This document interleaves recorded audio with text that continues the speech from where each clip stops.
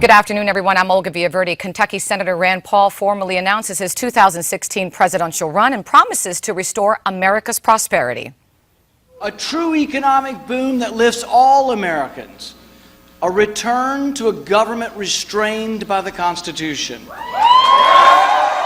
Paul also blamed both parties and the entire political system during his speech today. He's proposing term limits for members of Congress. Earlier this afternoon, widespread power outages affected the Washington, D.C. area, and now Homeland Security is monitoring the blackout. Officials say there are no signs of terrorism, and a local power company in Maryland says it was caused by issues with a transmission line. Meanwhile, a State Department briefing was cut short, and the White House, along with the Capitol Building and Justice Department, were all affected here. Before the power outage, the State Department shed some light on U.S. relations with Cuba. Officials say they might recommend taking Cuba off the state-sponsored terror list and believe an announcement will be made in the next couple of days. This comes as Washington seeks to open an embassy in Havana.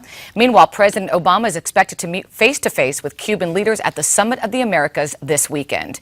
In the meantime, President Obama is talking about U.S. relations with Iran. The commander-in-chief says there are still going to be differences between Washington and Tehran.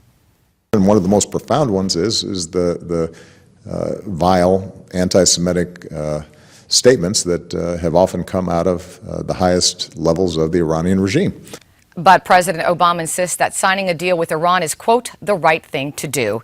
And in Boston, a judge gives jurors instructions in the murder case against former NFL star Aaron Hernandez. Lawyers presented their closing arguments earlier today. The defense team argues that Hernandez was just a witness to the killing of Odin Lloyd and maintain that the former New England Patriot is innocent. If convicted, Hernandez faces life in prison. And in Illinois, at least 5 people are dead after a small plane crashes in the central part of that state. Illinois State University's associate head coach, Tory Ward, was among those killed. Police say the plane was returning from the NCAA basketball championship last night in Indiana. Officials say the plane left Indianapolis around 11 p.m. last night. Foggy weather may have played a part in this crash. Prosecutors in New York charge a 4th man involved in a plot to support ISIS.